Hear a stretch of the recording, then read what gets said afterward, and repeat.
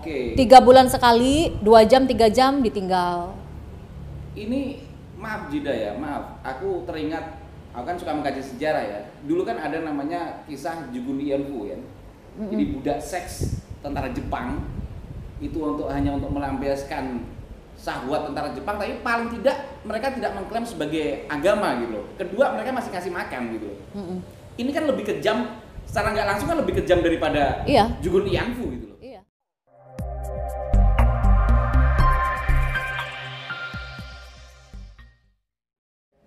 Oke, assalamualaikum warahmatullahi taala wabarakatuh. Alhamdulillah malam hari ini Main Mata Coffee kedatangan bintang tamu yang viral, yang cantik, dan tapi aku melihat ada sesuatu awan kelabu di aura wajahnya. Zeda Salim. Oke. Assalamualaikum Zeda Salim. Waalaikumsalam warahmatullahi. Alhamdulillah. Gimana Zeda kabarnya? Alhamdulillah ala kulli hal baik, insyaallah. Amin amin Allahumma amin. Zeda, kamu kan, aku kan ngikuti ya. Jadi aku juga tergabung dalam aliansi pecinta ulama Nusantara kan. Cuman kita di sini ingin nanya lebih detail lagi dari yang kemarin mungkin belum ditanya gitu. Gimana sih awalnya kamu dengan Aji ini? Ketemunya dan lain sebagainya gitu loh. Awal kenalnya dulu dia menghubungi saya via DM Instagram. Untuk minta tolong dikenalkan dengan beberapa artis papan atas. Ntar. Pengen dikenalkan dengan beberapa artis papan atas. Dia tahu saya dari kalangan entertainment, public figure. Dia pengen dikenalkan dengan beberapa artis papan atas. Alasannya untuk ngasih kiswah, gitu. Kiswah Ka'bah itu? Iya. Bisa disebutin mungkin artisnya atau gak usah? Udah pernah diminta. Dia minta artis papan atas, contohnya kayak Atta, Dia Persik segala macam, Syahrini gitu. Pokoknya artis-artis yang punya nama lah. Gitu. Iya. Karena saya kenal dengan beliau dari situ awal kenalnya. Setelah itu DM terus. Pertama kali ketemu saya diundang ke pondok pesantrennya. Di daerah? Di Bekasi. Saya datang dengan pesantren apa namanya? Lupa, Al Khairiyah lah, nggak perlu saya sebutin lah. Di pesantren Bekasi saya diundang, saya datang dengan orang tua angkat saya, ibu angkat saya diundang ke pesantrennya, dikenalkan dengan istrinya. Itu pertemuan pertama. Terus pertemuan kedua itu dalam waktu setengah tahun ya. Dalam waktu setengah tahun itu saya cuman ketemu 2 kali. Pertemuan kedua dia datang ke restoran pada saat saya syukuran hari lahir ulang tahun, itu dia datang. Terus pertemuan ketiga baru dia ngajak nikah. Jadi 2 kali pertemuan itu enggak dalam kurun beberapa hari, enggak dalam kurun setengah tahun. Itu kita cuman ketemu 2 kali. Pertemuan yang ketiga dia ngajak nikah. Pertanyaan gitu. Saya kan kamu public figure, apalagi kan kamu juga pernah jadi bergerak di dunia jurnalis kan, yang akrab dengan 5W 1H, mengapa, bagaimana, pokoknya interogasi lah. Kok secepat itu 2 kali pertemuan terus kamu mengiyakan gitu? Sebenarnya 2 kali pertemuan itu saya sudah berusaha untuk mencari tahu tentang dia. Ya, di internet, di YouTube, bagaimana track recordnya dia. Saya bertanya dari habaib ke habaib, bagaimana track recordnya dia, semuanya baik. Apalagi dia muridnya IB katanya ya, IB HRS ya, imam besar. Saya melihat track recordnya kok nggak ada cacat gitu. Nggak ada dia main perempuan kah, dia ceramahnya sesat lah, belum ada waktu itu. Masih bersih. Dan saya juga sudah memperkenalkan dengan orang tua saya juga sudah mempelajari, merestui, ya sudah Lana, kamu kan hijrah. Ya sudah, insya Allah ini suami soleh mengajak kamu menikah, berarti kan ini memang takdir Allah. Ya sudah, diterima aja, dia laki-laki baik, laki-laki soleh. Ya sudah, dengan beberapa pertimbangan saya melakukan sholat istikharah, minta petunjuk Allah segala macam. Dalam jangka waktu setengah tahun lebih itu kita hanya ketemu 2 kali. Akhirnya dia minta saya untuk menikah gitu.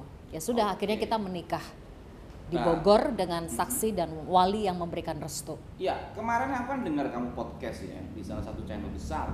Kamu bilang di situ nggak boleh ngambil gambar segala macam. Kamu nggak tanya, gitu, nggak ngejar apa alasannya? Gitu. Ya, saya berpikir karena saya positive thinking aja ya. Sebenarnya itu udah ada rasa curiga.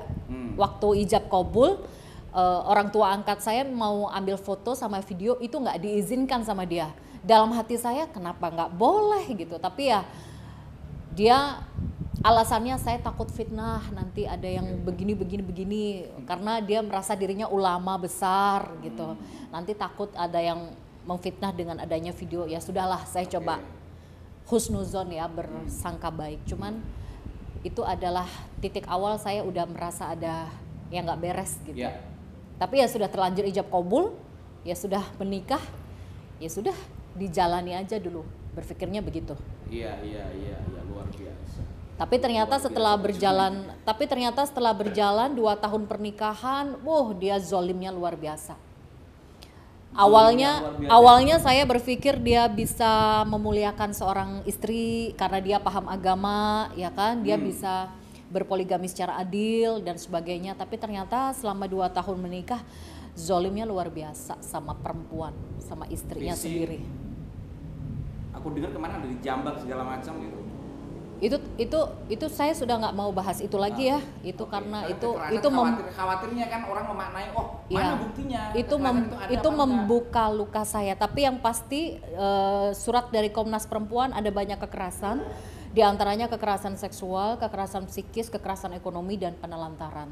Oke, sekarang saya fokus ke kekerasan ekonomi. Yang kamu maksud apa itu? Kekerasan ekonomi ya tidak memberikan nafkah. Tidak memberikan nafkah? Tidak. Tapi kalau batin dia mau? Ya suka-suka dia. Oke. 3 bulan sekali, 2 jam, 3 jam ditinggal. Ini maaf Jida ya, maaf. Aku teringat, aku kan suka mengkaji sejarah ya. Dulu kan ada namanya kisah Jugun Lianfu ya. Jadi budak seks tentara Jepang itu hanya untuk melampiaskan syahwat tentara Jepang, tapi paling tidak mereka tidak mengklaim sebagai agama gitu loh. Kedua, mereka masih kasih makan gitu loh. Ini kan lebih kejam, secara nggak langsung kan lebih kejam daripada Jugun Lianfu gitu loh. Iya. Apalagi kedok ngaku cucu Nabi lah. Iya. Segala macam. Waduh, sadis juga ya. Berapa lama tadi di kekerasan ekonomi? Ya pokoknya selama menikah 2 tahun itu nggak pernah ada nafkah. Terus ini saya masih dinafkahi abah saya. Allah karim. Yang menafkahi saya abah. Oke. Aku juga dengar kamu kemarin kan katakan kurang lebih ada 2 lusin perempuan. Ini kalau bisa terungkap, kamu bisa jadi whistleblower gitu. Peniup sesuatu yang. Iya, jadi setelah saya speak up di media, itu ada hampir selusin perempuan. Selusin berarti hampir 12 perempuan yang mengadu ke saya, mengaku sebagai korban. Lalu ada lagi versi dari korban, ini ada 17 perempuan. Jadi saya gabung, waduh hampir 2 lusin nih gitu. Tapi kalau yang mengadu ke saya hampir selusin. Modusnya sama dengan yang kamu alami? Sama, maharnya cuma 100.000. Maharnya cuma 100.000. Oke, underline. Maharnya cuma 100.000 sosok yang public figur yang dia menghargai seorang wanita hanya dengan 100.000, kemudian kalau dia bosan dia buang. Dia cerai paksa. Maaf, harga PSK pun enggak segitu. Iya, betul.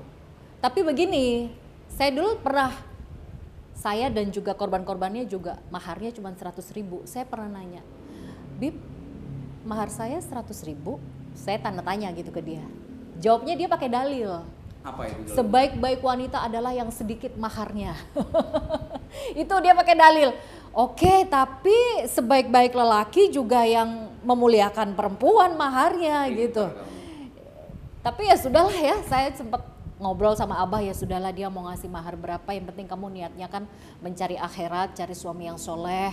Ya sudahlah, saya serahkan ke Allah, rezeki kan Allah yang ngasih. Mungkin dia mampunya segitu, ya udah gitu. Tapi ternyata sampai di sini, berarti dia memang sangat tidak menghargai wanita gitu. Dari maharnya aja udah kelihatan gitu. Beli sapi, beli kambing aja berapa puluh juta. Iya kan? Mahar kalau beli sapi aja hampir 100 juta. perempuan dia hargai cuma 100.000. Ya Allah. Di mana marwahnya seorang perempuan? Ini Komnas HAM perempuan perlu perhatian khusus ini. Ya. Udah pernah melapor ke sana? Sudah. Komnas Perempuan juga sudah menyurati pihak kepolisian bahwa saya mengalami banyak kekerasan. Oke. Jadi bagi pemirsa ya, kalau ada nyinyiran mulut mengatakan ngapain kamu mau dinikah secara siri, maaf, pembantu rumah tangga aja, asisten rumah tangga aja, itu juga dilindungi undang-undang. Betul. Ya, Betul. apalagi ini kan juga istri sah secara agama gitu. Karena begini konotasinya siri itu Ya, kan negatif ya. negatif. Ada yang tidak pakai saksi. Tapi kalau saya keberatan kalau saya dibilang ini nikah siri. Saya Ya. menikah sah secara Sah agama. Makanya Karena tadi saya tekankan sah. ada wali yang merestui, ada saksi, udah sesuai rukun-rukunnya terpenuhi, sesuai syariat lah. Iya. Intinya gitu. Terus korban-korban yang lain masih berhubungan dengan kamu? Enggak masuk korban-korban dia yang lain? Ya menghubungi saya aja, curhat. Ada berapa orang yang Hampir selusin. masih? Oke. Dan chat-chat korban itu kan saya print, saya serahkan ke penyidik. Kalau saya fitnah, ngapain saya serahin ke penyidik? Bunuh diri dong. Tapi karena memang itu chat asli, benar-benar dari seorang wanita yang menjerit menjadi korban, ya udah saya serahkan ke penyidik. Silakan dicari tahu sendiri. Iya. Hampir selusin. Ini luar biasa. Ini kalau diangkat luar biasa. Beberapa puluh tahun yang lalu kan ada sesuatu yang viral ketika salah seorang laki-laki ya, investigasi wartawan lah ya, ke dunia malam membongkar kedok permusuhan. Dan mohon maaf, tesis Kiai Imaduddin itu kan muncul kan hanya baru-baru saja kan? Ya. Jadi waktu 2021 kan belum ada itu tesisnya. Belum ada. Makanya saya nggak tahu. Kalau saya udah tahu ada tesis Kiai Imaduddin begitu, ya saya pasti akan menolak dia gitu loh. Tapi karena waktu itu aibnya masih belum dibuka sama Allah, ya oknum-oknum habaib itu. Jadi ya saya yang diperlihatkan ke saya yang baik. Mungkin waktu itu Allah masih memberi kesempatan dia ya untuk bersikap berakhlak baik ya, tapi dia semakin parah sih. Setelah sama saya itu makin parah. Saya pikir dia udah taubat, udah kapok, udah jerah. Ternyata ada lagi perempuan yang dikawin cuman lewat telepon. Lewat telepon? Iya. Oke. Di mana marwahnya perempuan? Nggak ada. Nggak ada saksi, nggak ada wali. Itu pernikahan model apa? Dan cuma lewat telepon. Saya lari ke sana juga nanti, termasuk tentang Kiai Imad segala macam terhubungan dengan kamu. Ntar aku lari ke sana. Iya. Cuman sebelum ke situ, beberapa puluh tahun yang lalu kan ada viral namanya Jakarta Undercover. Ini kalau kisah kamu terlepas ini tidak seperti itu precise gitu ya, ini bisa meledak, bahkan difilmkan bisa loh. Masya Allah. Daripada final sebelum 7 hari gitu. Masya Allah. Masalahnya harkat martabat wanita Indonesia, Kartini Indonesia, maaf, dilecehkan dengan oknum Habib ya. Nanti saya akan kembangkan. Tadi Zida Salim mengatakan seandainya Kiai Imad, tesis Kiai Imad sudah ada di 2021, mungkin dia akan menolak Habib Aji ini gitu. Betul. Gitu loh. Betul. Jadi Zida, kami di komunitas Wali Songo dan pecinta Wali Songo, saya juga terlibat di dalamnya ya. Itu memang sangat prihatin. Sangat prihatin ketika melihat kasus kamu, itu udah jauh hari pengen ngubungin kamu gitu loh. Karena apa? Kami itu memiliki titik kesimpulan, kenapa sih kalangan mereka itu mau mengambil jadi menantu orang, tapi nggak mau jadi mertua orang gitu loh. Menikahi anak perempuan orang lain mau, anak perempuannya dinikahi orang lain nggak mau, cuman bukan masalah di situnya. Perempuan pribumi yang dinikahi mereka rata-rata itu jadi seolah-olah jadi kesekian gitu loh. Iya. Seperti maaf, nggak begitu berharga gitu. Iya. Hanya untuk pelampiasan. Makanya aku dengar cerita kamu. Setiap melakukan hubungan seksual itu harus menyiapkan alat kontrasepsi gitu. Seolah tuh najis banget gitu loh. Alasannya nggak pengen punya anak lah, itulah. Sementara kamu mengatakan istri yang lain bunting beberapa kali gitu. Beberapa kali. Nah gitu loh. Nikah sama saya 2 tahun, istri yang lain dihamili 2 kali. Sama saya 2 tahun. Selama 2 tahun itu dia menghamili perempuan lain 2 kali. Tapi saya nggak boleh hamil. Berarti saya cuman dianggap budaknya dia atau gimana ya? Iya. Maksudnya saya menikah dengan dia kan tujuannya adalah untuk mendapatkan keturunan yang soleh, ya kan, mendapatkan keturunan yang soleha gitu. Iya. Nggak ada itu bayangan Allah, saya bakal dibegitukan, nggak ada. Waktu menikah saya jadi ngerasa kayak ditipu, kayak dijebak gitu. Dengan kedok nikah siri dia memperbudak seorang perempuan, istilahnya begitu. Iya. Makanya cocok kalau saya mungkin kemarin saya bikin tulisan Mbak Alwi dalam kurung oknum ya, undercover.